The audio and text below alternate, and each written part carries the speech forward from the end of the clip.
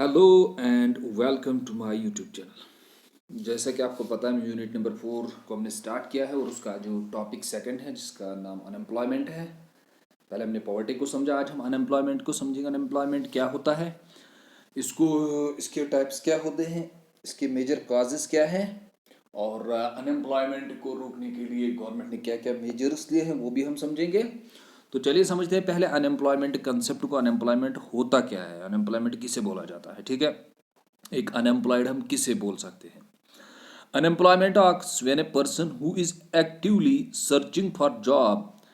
ये एक पर्सन होता है, व्हेन ए पर्सन एक इंडिविजुअल हु इज एक्टिवली, वो एक्टिवली ढूंढ रहा है, सर्च कर रहा है किसको, एम्प्लॉयमेंट को, जॉब को, but is unable to find the work.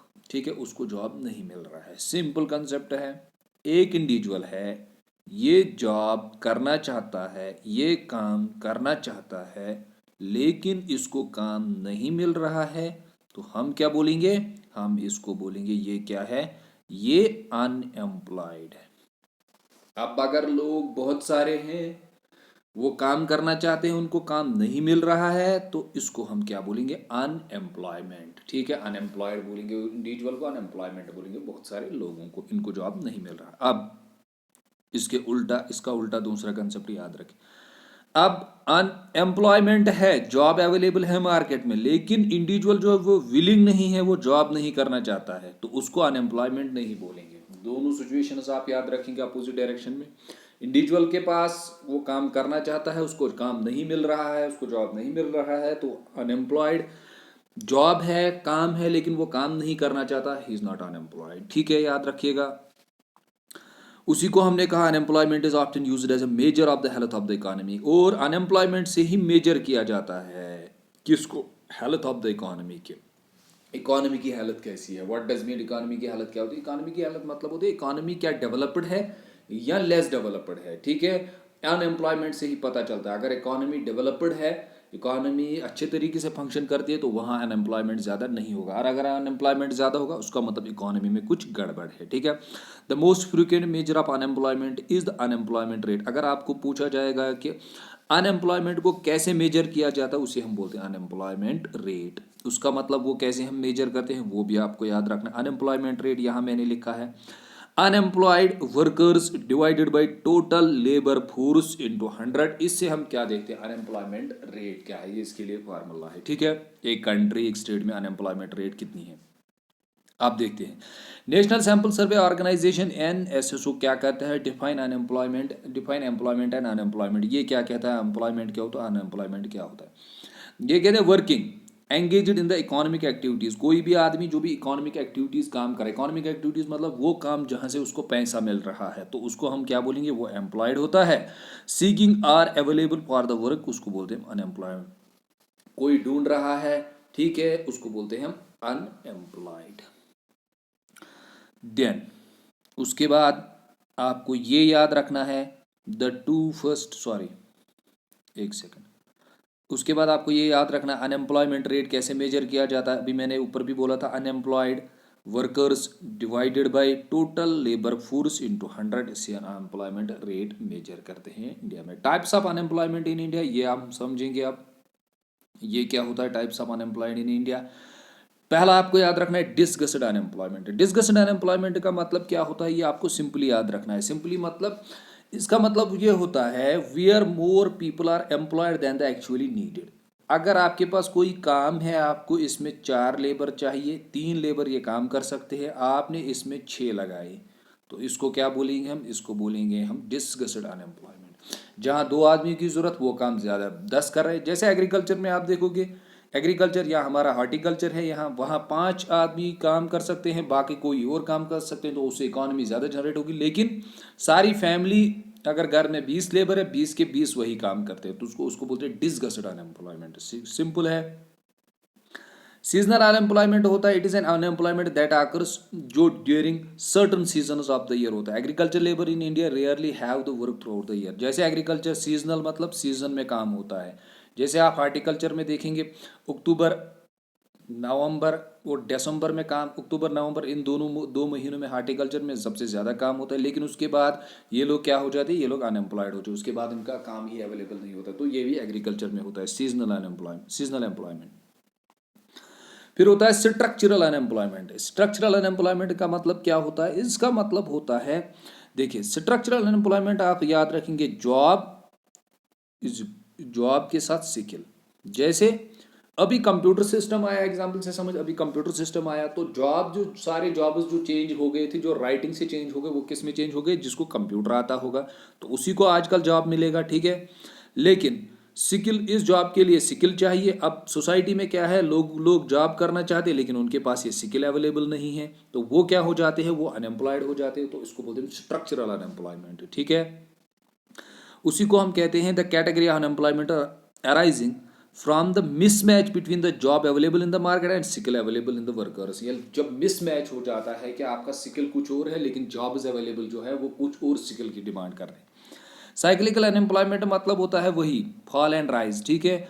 बढ़ना, ये कहाँ होता है, बिजनेस साइकिल में। व्हेन अनएम्प्लॉयमेंट राइजेस, ये बढ़ता है जब रेसिशन होता है, और decline with the economy, economy का डेक्लाइन जब होता है तो अनएम्प्लॉयमेंट बढ़ता है। इकोनॉमी का डेक्लाइन मतलब इकोनॉमी वीक हो गई, तो इकोनॉमी की वीक होने की वजह से जो लोग जॉब करते थे उनको जॉब से निकाला गया, ठीक है। जैसे 1931 में रेसिशन हुआ था। टेक्नोलॉजिकल अनएम्प्लॉयमेंट, टेक्नोलॉजिकल अनएम्प्लॉयमेंट का मतलब होता है it is a loss of jobs due to the change in technology. जब टेक्नोलॉजी में चेंज आ गई, ठीक है, जैसे एग्जांपल से समझते हैं हम, टेक्नोलॉजी में सर क्या चेंजेस आएंगे। जैसे पहले जो हमारे यहाँ लोग थे वो क्या करते थे, वो हैंडीक्राफ्ट्स का काम करते थे जी, ठीक है। वो हैंडीक्राफ्ट्स का काम करते थे, वो हाथों से बनाते थे, कपड़े बनाते थे, या वो सोजनी का काम करते थे, ठीक है। जिसको हम कशीर पॉइंट्स वनान, सो तिल लागुन, सो इस कारण। तो वो जो काम था वो क्या करते थे, वो हाथों से करते थे। लेकिन आज फिर उसके बाद क्या आई, फिर उसके बाद मशीन्स आई। आज वो कहाँ होता है, वो कैसे होता है, मशीनों से होता है। तो उसकी वजह से क्या हो गया, जो लोग हाथ से वो काम करते वो अनएम्प्लॉयड हो गए। तो उसी को हमने कहा technological unemployment. It is a loss of jobs due to the change in technology, जब टेक्नोलॉजी में चेंज आती है, ठीक है। चलिए, फ्रिक्शनल अनएम्प्लॉयमेंट क्या होता है। फ्रिक्शनल अनएम्प्लॉयमेंट आप इस तरह से याद रखेंगे, frictional unemployment also called the search employment refers to the time lag between the jobs when an individual searching for a new job. Frictional unemployment आप सिंपल याद रखेंगे, कैसे याद रखेंगे, देखिए कैसे। एक बंदा जो है वो जॉब कर रहा है, ठीक है। जॉब के बाद इसने ये जॉब छोड़ा, अब वो दूसरी जॉब ढूंढ रहा है, ठीक है। तो इस दौरान दूसरी जॉब सर्च करने के दौरान वो क्या हो गया, वो अनएम्प्लॉयड हो गया। तो इसको हम क्या बोलते हैं, फ्रिक्शनल अनएम्प्लॉयमेंट। अनएम्प्लॉयड कब, एक जॉब से दूसरे जॉब के सर्च तक जो वो अनएम्प्लॉयड होता है उसे बोलते हैं फ्रिक्शनल अनएम्प्लॉयमेंट। सिंपल कंसेप्ट है। फिर वर्नरेबल अनएम्प्लॉयमेंट क्या होता है, this means the people working informally. जब आप इनफॉर्मली काम करते हैं, इनफॉर्मली का मतलब होता है, इनफॉर्मली के अपोजिट में आता है फॉर्मल। फॉर्मल मतलब होता है आप गवर्नमेंट जॉब कर रहे हो तो आपकी रजिस्ट्रेशन हुई है, आप किसी अच्छे सेक्टर में काम कर रहे हो जिसकी रजिस्ट्रेशन है, जिसकी लाइसेंस है, वो क्या फॉर्मल। इनफॉर्मल जहाँ पे कोई रजिस्ट्रेशन नहीं है, जिसकी कोई लाइसेंस नहीं है, ठीक है। विदाउट प्रॉपर जॉब कंट्रैक्ट, और आपने कोई जॉब कंट्रैक्ट भी नहीं किया। जॉब कंट्रैक्ट का मतलब अगर आप किसी इंडस्ट्री में जाओगे तो वहाँ आपको कंट्रैक्ट मिलेगा, आपको हमारे साथ 2 साल काम करना पड़ेगा, 9 से 10 तक काम करना पड़ेगा, इतने हम वेजेस आपको देंगे, इतना हम टाइम आपको देंगे, अगर आप एक्स्ट्रा टाइम करोगे ये चीज़ें मिलेगी। तो जब आप इनफॉर्मली काम करते हो तो इनफॉर्मल सेक्टर में ये चीज़ें नहीं होती है, वहाँ आप विदाउट कंट्रैक्ट काम करते हैं, ना कोई आपकी लीगल प्रोटेक्शन होती है, ठीक है। This person is demand unemployed since record of their work wire never meant. इनको भी हम क्या बोलते हैं, अनएम्प्लॉयड। क्यों, क्योंकि इनका रिकॉर्ड मेंटेन नहीं होता है, क्योंकि जहां वो काम करते हैं वो रजिस्टर्ड कंपनी नहीं होती, उसको बोलते हैं इनफॉर्मल, ठीक है। It is one of the main type of the unemployment. ये भी एक अनएम्प्लॉयमेंट है, कहाँ पे, इंडिया में एक अनएम्प्लॉयमेंट है। ये समझ में आया, ये क्लियर। चलिए आप समझते हैं रिलेटेड टर्म्स। अनएम्प्लॉयमेंट ट्रैप क्या होता है। When unemployment benefits discourage unemployment to go the work, people find opportunity to cost working on high and simply enjoy the benefits of doing nothing. Unemployment trap में जब आप फंसते हैं, ठीक है, क्या होता है, unemployment benefit discourage the unemployed to go the work. जब एक अनएम्प्लॉयमेंट में एक इंडिविजुअल फंस जाता है तो उसकी वजह से उसका क्या हो जाता है, वो धीरे धीरे धीरे धीरे धीरे धीरे उसी ट्रैप में फंस जाता है, और उस ट्रैप में फंसने की वजह से उसकी लो इनकम, लो सर्च, लो जॉब मिलती है, तो वो धीरे धीरे उसी ट्रैप में रह जाता है, जैसे हमने पॉवर्टी ट्रैप कहा था, ठीक है। इसको आपको याद नहीं रखना, ये ये उतना ज़रूरी नहीं है, इसको छोड़िए, ठीक है। हम समझते हैं अब measurements of unemployment in India. ये याद रखना है आपको, ये समझना है आपको कैसे मेजर करते हैं अनएम्प्लॉयमेंट इंडिया में। सो नेशनल सैंपल सर्वे आप जो NSS and organiser under the ministry of statistics, ये इसके अंडर है ministry of statistics and programme implementation MOPSI measures unemployment in India. यही अनएम्प्लॉयमेंट क्या करता है, मेजर करता है। कहाँ मेजर करता है, इंडिया में मेजर करता है। यही लोग अनएम्प्लॉयमेंट को मेजर करते हैं, जो आपके पास फिर डेटा आता है इतना अनएम्प्लॉयमेंट है इंडिया, ये लोग ये काम करते हैं, ठीक है। अच्छा, कैसे मेजर करते हैं, usual status approach. Usual status approach का मतलब क्या होता है, this approach estimates only those persons as unemployed who had no gainful work for the major time, जिनका कोई भी काम नहीं मिला मेजर टाइम, कहाँ 365 days producing to the date of the survey. यानी कि उनको 365 डेज में कोई काम नहीं मिला तो उनको अनएम्प्लॉयड बोला जाता है। इसको बोलते हैं यूजुअल स्टेटस अप्रोच। इस तरह से मेजर किया जाता है, ये एक अप्रोच है। दूसरा अप्रोच क्या है, दूसरे अप्रोच को समझते हैं, weekly status approach. This approach records only those persons as unemployed. इसमें उनको अनएम्प्लॉयड रखा जाता है, किनको, who did not have gainful work even for an hour, जिनको एक घंटा भी काम नहीं मिला, or any day of the week, एक वीक में कोई भी काम नहीं मिला तब तक जब तक दूसरा सर्वे होगा, ठीक है, producing the date of the survey. Daily status approach क्या होता है, under this approach unemployment status of a person is measure for every day in the reference week, ठीक है, हर किसी day. A person having no gainful work, उसको कोई काम नहीं मिला इवन फॉर एक घंटे के लिए, एक दिन में, is described as unemployed of the day, ठीक है। डेली, डे, वीक को कंसिडर करते हैं, वीक में इसको काम मिला। यूजुअल अप्रोच यानी कि साल, वीक और डे, अलग अलग 3 अप्रोच है। इसी तरह से ये मेजर करते हैं किसको, अनएम्प्लॉयमेंट को, ठीक है। ये अनएम्प्लॉयमेंट स्टेटस है, ये डेटा है, इस पे ये आपको याद रखना है थोड़ा बहुत। इसमें अगर आप एक्स्ट्रा एफर्ट लगाएंगे 2013-2024 का आप खुद देखेंगे उसमें डेटा, ठीक है। तो ये डेटा है। उसके बाद काजेज ऑफ अनएम्प्लॉयमेंट आपको देखना है, काजेज ऑफ अनएम्प्लॉयमेंट क्यों हो रहे हैं, इसके मेन काजेज क्या है। लार्ज पॉपुलेशन ज़्यादा हो गई तो आपके पास उतनी जॉब्स अवेलेबल नहीं है। Low or no educational level, vocational skill of the population, आपके पास उतनी वो एजुकेशन की लेवल नहीं है कि आपको अनएम्प्लॉयमेंट मिले, ठीक है। इन एडवोकेट स्टेट सपोर्ट नहीं कर पाता है। लीगल कॉम्प्लेक्सिटीज, लो इंफ्रास्ट्रक्चर है। फाइनेंशियल मार्केट उतना डेवलप नहीं है, ठीक है। कॉटेज इंडस्ट्रीज नहीं है, स्मॉल बिजनेसेस नहीं हो रहे हैं, तो इन चीज़ों की वजह से क्या होता है, अनएम्प्लॉयमेंट होता है। Huge work force associated with informal, लोग सबसे ज़्यादा इनफॉर्मल सेक्टर में काम कर रहे हैं, एग्रीकल्चर में काम कर रहे हैं, ठीक है। तो इसकी वजह से क्या होता है, अनएम्प्लॉयमेंट, ये काजेज बनते हैं। और एक जिससे आपको याद रखना है जो एकेडमिक्स के रिलेटेड है, द सिलेबस, जो सिलेबस पढ़ाया जाता है स्कूलों में वो करंट सिलेबस है नहीं, वो रिक्वायरमेंट्स फुलफिल नहीं करता, वही पुराना सिलेबस है, वही पुराना करिकुलम है। और जो प्रेजेंटली जो जॉब के लिए जो स्किल चाहिए, नॉलेज चाहिए, वो नॉलेज उसमें है नहीं, ठीक है। इनएडवोकेट ग्रोथ, लो इन्वेस्टमेंट, लो से इंफ्रास्ट्रक्चर सेक्टर, ये चीज़ें प्रॉब्लम है। लो प्रोडक्टिविटी इन एग्रीकल्चर सेक्टर में लोग काम कर रहे हैं लेकिन उनको वहाँ से प्रोडक्टिविटी ज़्यादा नहीं मिल रही है, ठीक है। Regressive social norms deter women, यानी कि काम, वो सोशल नॉर्म्स, वो कल्चर बनाया गया है कि लोग जो हैं उसको बोलते हैं कल्चरल पॉवर्टी मतलब वो कल्चर बनाया गया है जिसमें लोग काम नहीं करते हैं, ठीक है। उनको बस वही खाना चाहिए, 2 दिनों का 3 दिनों का मिले पूरा दिन का, बस वो काफ़ी है, ठीक है, वो कल्चर बनाया जाता है। अच्छा, इससे इम्पैक्ट क्या होगा वो आपको बताइए। Impact, rise to the problems of poverty, जैसे ही अनएम्प्लॉयमेंट बढ़ जाएगा तो पॉवर्टी बढ़ जाएगी। People young long time unemployment indulge in illegal activities हो जाती है। जैसे ही अनएम्प्लॉयड यूथ होता है तो वो इंक्रीज क्राइम को करता है, ठीक है। ये याद रखिए कि काज एंड इफेक्ट रिलेशनशिप बनती है। यहाँ से अनएम्प्लॉयमेंट बढ़ गया, पॉवर्टी बढ़ गई तो क्राइम भी बढ़ेगा, वहाँ ज़्यादा अनएम्प्लॉयमेंट हो। Unemployed person can easily be enriched by the anti social elements, वो सोसाइटी के खिलाफ हो सकता है, वो नॉर्म छोड़ सकता है कि ठीक है जिस लात, और उसकी वजह से दिस मेक्स द, उनकी जो डेमोक्रेसी के वैल्यूज़ हैं उन पे जो फेथ होती है वो छोड़ देते हैं, उनको फिर इन चीज़ों पे भरोसा नहीं रहता है।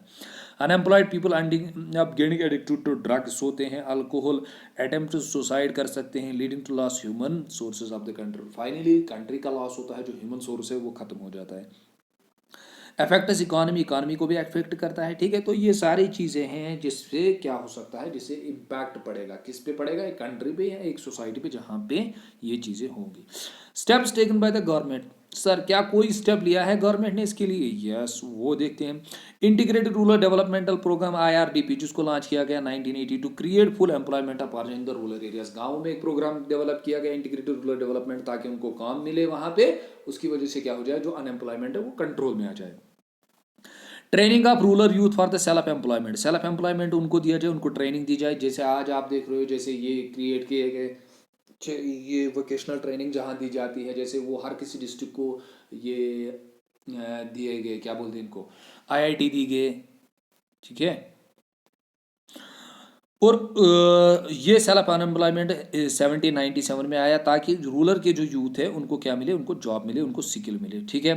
फिर उसके बाद रीसेट एक प्रोग्राम लाया गया, जिसका क्या मकसद था, एम्प्लॉयमेंट दिया जाए लोगों में, ठीक है। इसके साथ जैसे एजुकेशन ट्रस्ट, सिंडिकेट बैंक, कनारा बैंक, इन्होंने काम किया। Rural development and self employment training institution खोले, वहाँ उनको ट्रेनिंग देंगे ताकि ये खुद अपना जॉब करे खुद। जैसे JK बैंक, ये बैंक सारे काम लोन देते हैं ताकि लोग जो है अनएम्प्लॉयड यूथ जो है वो खुद अपना कुछ काम खोले। जवाहर रोजगार योजना आपको याद रखना है, ये भी खोला गया इस ताकि अनएम्प्लॉयमेंट को कवर अप किया जाए। महात्मा गांधी नेशनल रूरल मनरेगा 2005 में आया, तो इसका मकसद भी यही था। प्रधानमंत्री कुशल विकास योजना, तो इसका स्टार्टअप इंडियन स्कीम, ये याद रखिएगा 2016 में ये आया था, ये बहुत इंपॉर्टेंट है ये point. Aim to developing an ecosystem, वो इकोसिस्टम डेवलप किया जाए, वो माहौल पैदा किया जाए। दैट प्रमोट, जो प्रमोट करता है, nurtures entrepreneurship across the country, startup के लोग खुद अपना कुछ खोले, जिसकी वजह से जहां वो काम कर सके और जहां पे उनका रोजगार startup. Stand up Indian scheme खोली गई, ये भी 2016 में आई। फैसिलिटेट बैंक लोन, इसमें बैंक लोन दिया गया RS 10 लाख, ठीक है, to 1 crore at least 1 ST SC borrower, at least 1 women borrower, तो ये भी दिए गए, बैंक्स में लोन रखे गए इनके लिए, ताकि ये अनएम्प्लॉयमेंट जो इसको क्या किया जाए, इसको कंट्रोल किया जाए, ठीक है। तो फिर उसके बाद ये जो है, ये खुद आप देखेंगे इस पॉइंट को वे फॉरवर्ड में। तो ये जो है, ये कुछ इम्पॉर्टेंट पॉइंट से कुछ मेन स्कीम्स थे जो 2016 तक आई अनएम्प्लॉयमेंट को कंट्रोल करने के लिए, ठीक है। तो इसके साथ हमारा अनएम्प्लॉयमेंट का टॉपिक भी ख़त्म होता है। और आप सबसे गुजारिश है कि इन वीडियोस के साथ साथ मैंने लिंक भी दी है, वो लिंक को ज्वाइन कीजिए, टेलीग्राम ज्वाइन को, वहाँ पे आपको PDF का मटेरियल भी मिलेगा। Okay, thanks.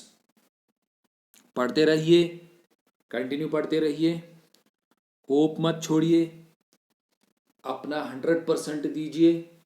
फिर अगर आपकी सिलेक्शन होती है देन इट इज़ बेस्ट, अगर नहीं भी होगी तो आपके अंदर कोई रिग्रेट नहीं रहेगा। क्यों?